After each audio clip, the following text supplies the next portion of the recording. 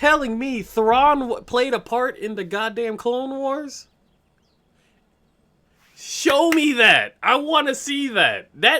Anakin and Thrawn working together against the Separatists? Bro, give me that as a TV show, as an animated TV show. That'd be fucking awesome. For the first video that we're going to be reacting to for Star Wars Day, chat, it's going to be by Red 5. Both of these videos are going to be by Red 5. But the first one is going to be why the Empire never travels outside of the galaxy. I'm going to assume it's because outside of the galaxy is just completely horrendous. But we're just gonna have to see, because I just like Star Wars. I don't like reading into all the lore and stuff. If I find something I like it. That's it. But anyways, oh well. Let's get it. And in 3, 2, 1, and boom. Star Wars history spans tens of thousands of years. Let me know if it's too loud or whatever, chat. Millions of worlds have been charted, hyperspace lanes were crafted, and trade routes were firmly established. Yet, a third of the galaxy literally tries to kill you the moment you enter it. The unknown region. Really? A place occupied by exploding stars and black holes, Ooh. where somehow entire civilizations developed in secret and empires were built hidden from the Thrawn rest Empire of the galaxy. Okay. So, what exactly are the unknown regions and what goes on there? The unknown regions is a section of the galactic map that's been destabilized and crippled from a variety of phenomena over thousands of years. Okay, but who mapped that out? Because it's like, if you enter the unknown regions and then things are literally trying to kill you, how the hell do people like make it back, or to like, you know, point on the map and be like, don't go there? How are they able to pinpoint where they were exactly? I'm confused. They're a vast and largely unexplored expanse of space beyond the western edge of the known galaxy, where navigation often fails. A millennia before the movies take place, dozens of simultaneous supernovas destabilized this entire chunk of the galaxy, sending debris everywhere and destroying entire star systems. This devastation made any exploration of the unknown regions incredibly difficult. So basically, that section of, what, the galaxy? Is there something bigger than a galaxy? I'm just gonna assume it's a galaxy. But that section of the galaxy on the map just blew up? So, that's outside wild. of those species that exist within its borders, the rest of the galaxy pretty much leaves it alone. I mean, the unknown fair. regions are highly fragmented, with nebulae, broken planets, and debris fields dotting its vast expanse. An environment shaped by gravitational anomalies and possibly even ancient cataclysms. All things we'll be getting into shortly. The unknown regions contrast with wild space, as they are a physical part of the Star Wars galaxy, whereas wild space exists off the edge of the map. However, in Star Wars Legends, the unknown regions take the place of wild space, with everything beyond the known galaxy being represented by that name. Watching Grievous collect lightsabers across the Clone Wars might make you want to start a collection of your own. Fortunately, there's a much easier way to do that. Saber Council creates detailed replica lightsabers inspired by the weapons seen across Star Wars, with metal hilts, smooth swing soundboards, and incredibly bright How much you want to bet they have and right now, they're running May their 4th March Saber sale Madness right sale. now, chat? When you purchase select character replica sabers, you'll also receive a free dueling saber, perfect for swinging and spinning. It's a great way to start your own collection, just like Grievous. If you're interested, check out the link in the description and head to sabercouncil.com. The first problem with this part of space is check that out if you want, Chat. incredibly unstable to navigate, to the point where the rest of the galaxy can't keep up with how to traverse its vast territory. Usually, hyperspace routes are charted, which makes travel predictable. In the rest of the galaxy, these hyperspace routes have been refined for thousands of years. But very few of those pathways have been drawn out in the unknown regions, unless you have access to a Sith or Jedi Wayfinder, devices that help someone track through uncharted space. You'd be left to dodge and weave around gravity wells, black holes, lone stars, or treacherous space storms alone. Any minor miscalculation in hyperspace can destroy a ship, blasting them into a sun or ramming its hull through a debris field, sending their crew to meet their makers in short order. Yep, And fair. that's when hyperspace routes already exist. Imagine trying to navigate a region where there aren't any routes even laid out for you. It's practically impossible. Ominous. Think about that for a second. Even an advanced civilization such as the Chiss still had to effectively supplement their enhanced technology with space magic just to travel safely. Even the Republic and later Galactic Empire didn't attempt to map safe routes throughout the unknown regions of space, even vast resources available to them. They could mass produce warships on a gargantuan scale, but they wouldn't dare try to cross that boundary of space. I'll tell you something about this abysmal area. Now, this part is more speculation than anything, but still, it doesn't make much sense for why a third of the entire galaxy just isn't explored. So, there are a myriad of reasons that people don't explore the unknown regions. From the cataclysmic supernovas that birthed this region of space, to the abundant existence of invisible black holes lying in wait for an unsuspecting starship to pass, it seems like almost everything in here wants to tear you from existence. And that's not even what to the hell is mention that? the multitude of Summa Verminoth that are floating among planetary ruins within the unknown region. What, are these planet killers or galaxy killers? 24,000-foot space jellyfish that casually enjoys feeding on flying spacecraft. Oh, and really? Not to mention that the ones that live in the unknown regions have developed the ability to use psychic attacks on their opponents. What? But it's also possible that something else litters this massive area of space. Fragments. Well, yeah, because it's like these space jellyfish seem all powerful, right? But there has to be something even bigger to take it on, right? To put them in their place. I mean, as Qui-Gon said in Phantom Menace, there's always a bigger fish. So those things can't be the say-all, end-all in the unknown regions. Of Can't a fallen civilization. The unknown regions may be scarred by remnants of the ancient Rakatan Infinite Empire and its great collapse. Since The what? this was the who? first species that utilized hyperspace technology, it's a possibility that when the civilization collapsed, any hyperspace routes they mapped in the unknown regions fell with them, and any of their great machines left corroding on abandoned worlds.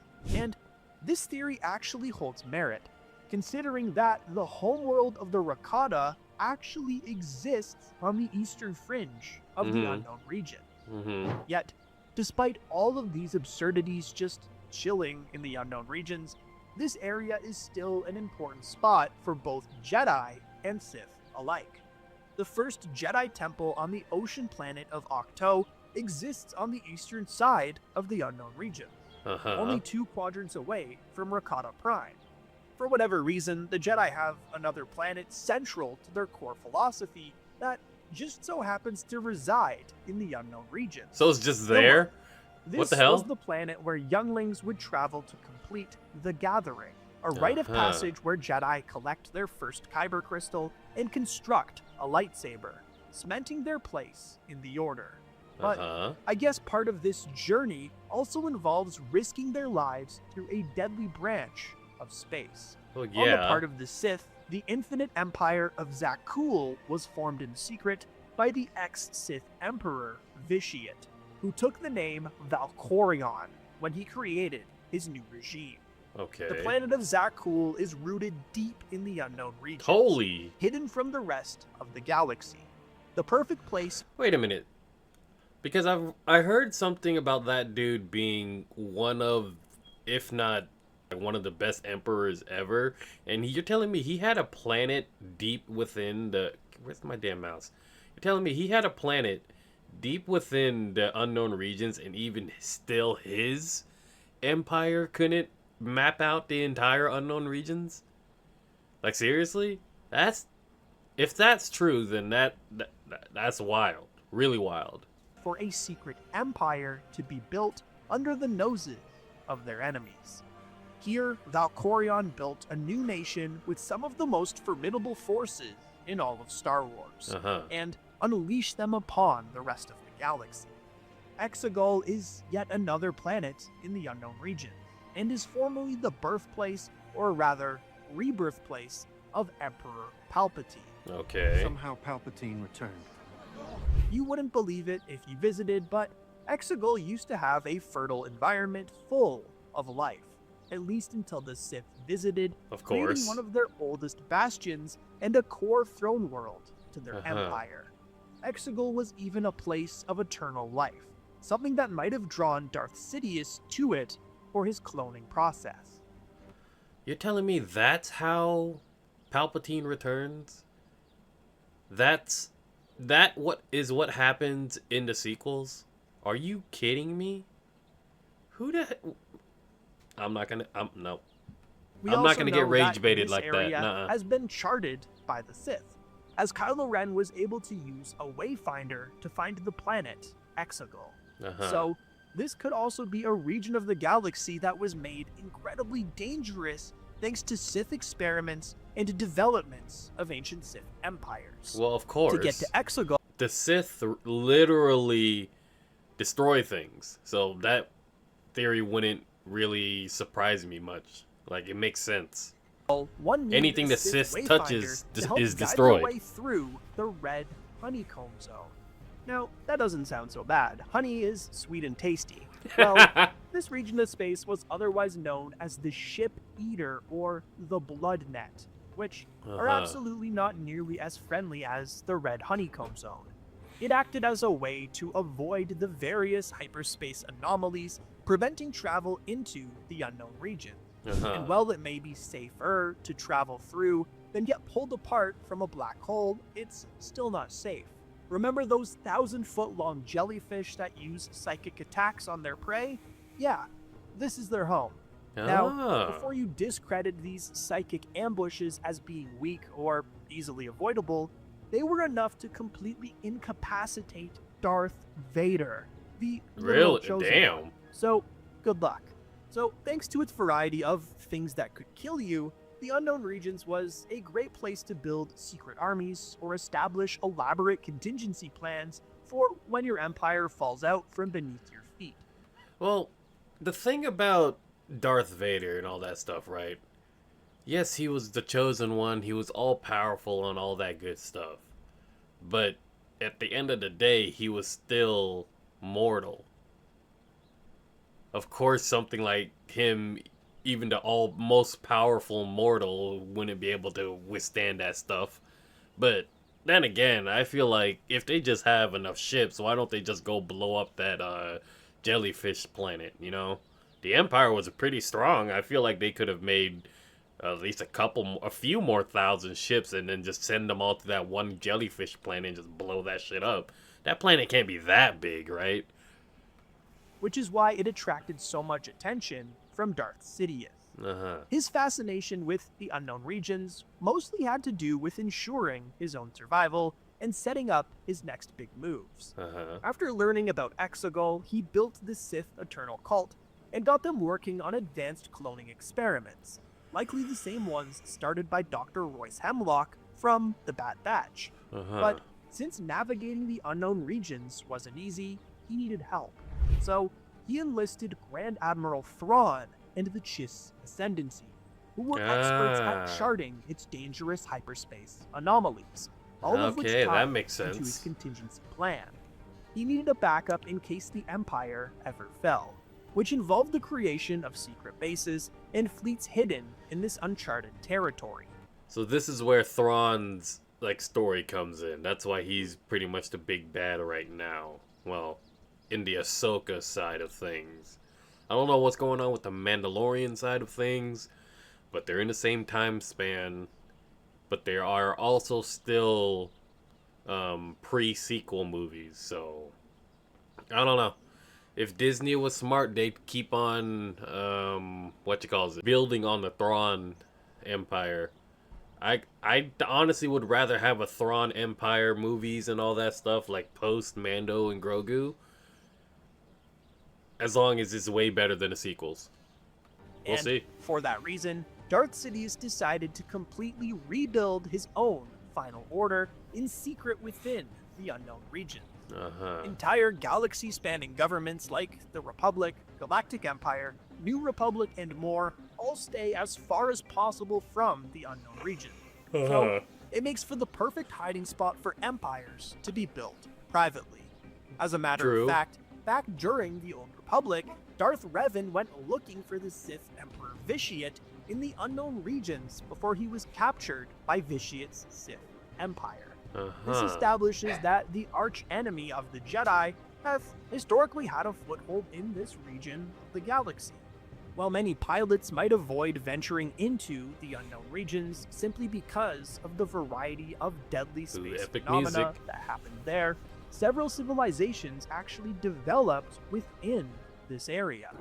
The Chiss Ascendancy is probably the most widely known group that existed within the unknown regions. But interestingly, they decided to stay within their home cluster of the galaxy rather than expanding into the core.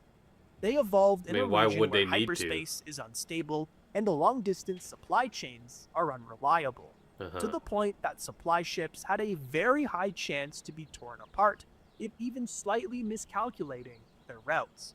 That environmental pressure shaped everything about the Chiss. That's why the Chiss Ascendancy doesn't rely exclusively on computers to help them navigate their home cluster of the galaxy. Interesting. In Chiss society, those who are found to be force sensitive are trained as navigators to help their great civilization explore the treacherous pathways in space. These were called Skywalkers, and they used the Force to guide their path through the stars. Is that intentional? Is that like... Is there some code... Yo, Crazy, what's up? What's up? Good morning, good morning. So their name is Skywalker, or their nicknames are Skywalkers. Is that any correlation to Anakin and Luke and all that? Like, hey, I'm just saying. There has to be some kind of correlation with this. It's going good, man. It's going good. How are you, man? I just got home from work. Now we're getting into some reacting real quick, and we're gonna be getting into the game soon. So. This reflects how the Chiss have adapted to life where almost nobody else could survive. Another key survival quirk of the Chiss is their value of emotional restraint. This seems to be an odd trait to possess. Until you recognize that panic in unstable space can easily get you killed. So, the Skywalkers that guide Ascendancy vessels through space are highly trained in focusing their third sight and emotional regulation, ensuring that their crew remains safe. In fact, being a Skywalker is so important to the Chiss that to kill one is an immediate capital crime, and has been since the very beginning of the Ascendancy. The Chiss are also a very strong military seems like it's doing good now. Doctrine prioritizes preemptive precision strikes rather than prolonged occupation, something that Grand Admiral Thrawn has masterfully displayed. However, even the Chiss had their enemies within the unknown region. The Grisk hegemony. These warrior-class people were nomadic, hopping from planet to planet, conquering their native populations with a unique mental ability. Grisk were observers, and they would learn as much as they could about whomever they attempted to take over. When they actually decided to conquer those people, the Grisk would twist the wills of their opponents to a point where they would follow orders and further the Grisk's plans. So, these guys are basically gene stealer cults from Warhammer. This is Star Wars version of the Gene Stealer cult. Even when their conquerors were not physically present. It's like a sort of parasitic hive mind, forcing slave races to do the work of the hegemony. Yep, Star Wars version of the Gene Stealer cult. But not directly linked to the minds of their rulers. The Grisk, unlike the Chiss, explored the core galaxy readily, even going so far as to exploiting the political divisions between the Republic and the Separatists. Really? They aligned themselves with it's these guys of independent systems, collaborating with that and makes giving sense. him information on cortosis, a metal that, when put into contact with a lightsaber's blade, short circuits the weapon and disables the lightsaber. This led to Dooku constructing a droid foundry, creating their armor plates out of cortosis. Cool. Although it was found and destroyed by Anakin Skywalker Damn. and Thrawn before those droids ever found wide use. Wait, by Anakin and Thrawn? During the Galactic Republic era? So Thrawn was still here during the Galactic Republic. You're telling me Thrawn played a part in the goddamn Clone Wars? Show me that. I want to see that. Anakin and Thrawn working together against the Separatists? Bro, give me that as a TV show, as an animated TV show. That'd be fucking awesome. What the hell? Well, the Grisk did have home worlds and a centralized government. You're telling me that Anakin and Thrawn worked together to take down basically a Gene Stealer cult? Come on, bro. They were considered nomads, jumping from place to place to expand their civilization. They thrived on instability, which is why they fared so well in the unknown regions where stability didn't exist. Now, dealing with threats within the known galaxy is enough of a challenge. Well, but duh. what about threats from outside the galaxy? Enter the Yuuzhan Vong. These were an extragalactic species from outside the Star Wars galaxy, originating in an entirely different place within the universe. Instead of using mechanical technology, they relied entirely on biotechnology, using living starships, organic armor and weapons, and genetically engineered war beasts. So, what do they have to... So the Tyranids. These guys are basically Star Wars Tyranids then. Bro, I knew Star Wars lore and stuff was like vast, but I didn't know it was that vast. Like, this is actually pretty fucking sick. Do with the unknown regions?